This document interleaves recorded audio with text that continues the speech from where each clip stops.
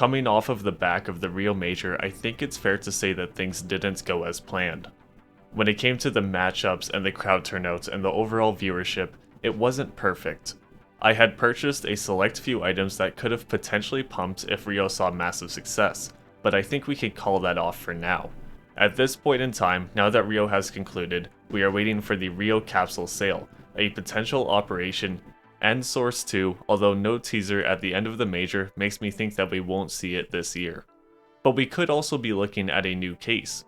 It has been 4 months since the recoil case had released, and I know I'm waiting to see whether clutch or fracture gets removed. But if I'm being honest, until these updates come, I don't feel like holding out. I liquidated various items like strange crafts or one-off stickers that didn't seem to have a bright future, and I decided to Hail Mary into Stockholm and Antwerp. But was it really much of a gamble? Now before I go on to how bullish these two collections are looking from my perspective, I bought them because my inventory is diversified.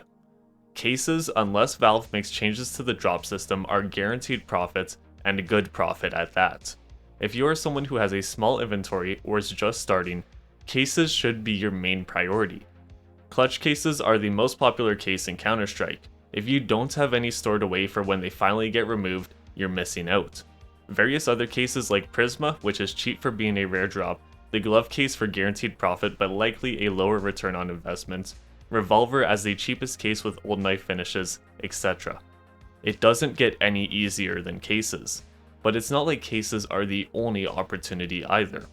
After Stockholm pumped when Rio returned to a bordered design and Antwerp showing its true colors, it's time to revisit our borderless stickers. Stockholm specifically has been under fire since the release of nearly identical Antwerp stickers. Everybody stay calm! We had learned that Stockholm, despite being universally accepted as a good sticker collection, was underinvested. This was due to RMR 2020 being a massive failure, resulting in many people who believed in these items losing a large percentage of their investment, and that scared them. This created some very erratic prices. On one hand, you have a group of stickers that are arguably top 3 in terms of design, yet a looming fear that Valve will continue to release borderless stickers until Counter-Strike dies is hanging over our heads. Regardless, the general trend was upwards, and before that fateful day, something like the Challenger's capsule was up 1000% if you purchased during the sale. But there is a problem with an item becoming so expensive so early, and that's that the application rate and unboxing rates will decrease. It is easier to justify opening 10 30-cent sticker capsules over one $3 capsule, especially when a new major comes and steals all of that hype. Antwerp did exactly that. Some stickers look nearly identical, some holos are quite different. Foils are no longer being released, but it's not like they're a hot commodity anyways. What Antwerp had essentially done was take what could have been an extremely unique one-off collection that saw good gains in the last few months with the potential to completely explode, and instead it turned it into just another borderless collection. This hurts unboxing rates, this hurts application rates, and of course this also hurt prices, and it was a steady decline until now. Well, not really. It is no exaggeration to say that Rio has saved Stockholm and Antwerp. How do we know this? Well, this is where Fells comes in. If you don't know Fells, he's a great lifeline for anything sticker related with his monthly sticker watch series. Anyone can go on FloatDB and find the exact amounts of registered stickers applied on skins.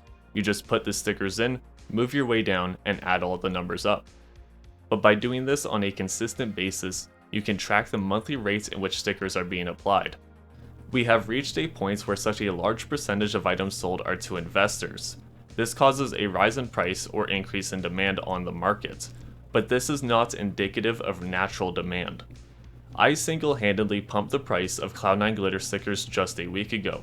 Although these stickers won't be in circulation for some time as I'm holding long term, they will eventually find their way on the market one day, unlike someone who purchased with the desire to craft with them.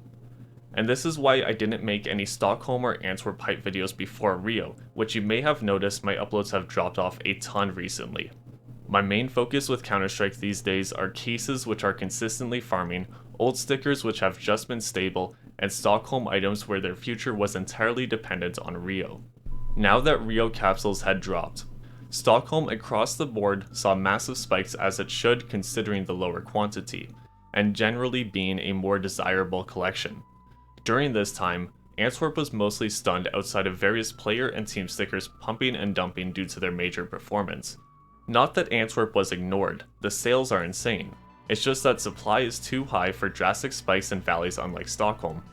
But fast forward to today, and we can start to see a trend building. Looking at Antwerp capsules, not a single one has climbed back to the initial peak when Rio stickers dropped, and people could take a deep breath about bordered and non-bordered stickers. Prices had held out for a few weeks, but now that the Rio Major has concluded, those who want to invest when the sticker sale drops have started to offload. This is why I believe we are seeing a gradual decline these last few days for every single capsule, and although harder to track, some of the stickers as well. This is why it's important to wait until certain events that affect the market, like major capsule sales, operations, and new cases. It's not like these items are going to be rare anytime soon. Why not wait for a discount? For Stockholm, we can see a similar trend largely over the last few weeks, with more volatility due to the lower supply of the market, but more or less the same.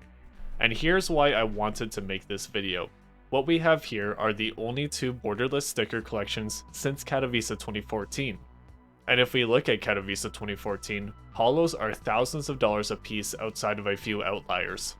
Obviously, these cannot be compared, as Katowice 2014 derives a lot of value from its limited supply. Nevertheless, if Valve continues down the typical path of including unique borders around future major stickers, this should be a lock for good long-term profit. I purchased just before the hype when Rio dropped, I purchased some more during Rio, I purchased some more over the last week, and I plan on continuing my purchasing going forward. I feel comfortable dollar cost averaging all of these stickers. The reason is that outside of Valve bringing back borderless stickers or creating a new type of sticker rarity like lenticular, Antwerp and Stockholm will never go out of style. What we are seeing currently is the market correcting a little bit.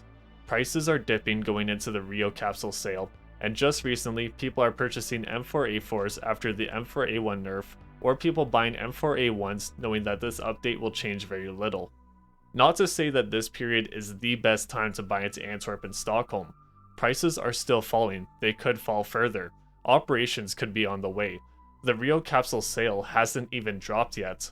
And we can even see a new case. But I feel confident saying that the accumulation period has begun, and I have very little fear in the future of the stickers that I own. Prices for many of these items are falling, yet if we compare to a few months ago, the unboxing and application rate has increased. I have a decent investment into these two collections, but compared to my total inventory value, nothing too insane. I find it hard to create a legitimate argument against these two collections outside of factors that Valve could implement outside of our control. In the current market, I see success, but at the end of the day, that's just my interpretation. The final choice is yours.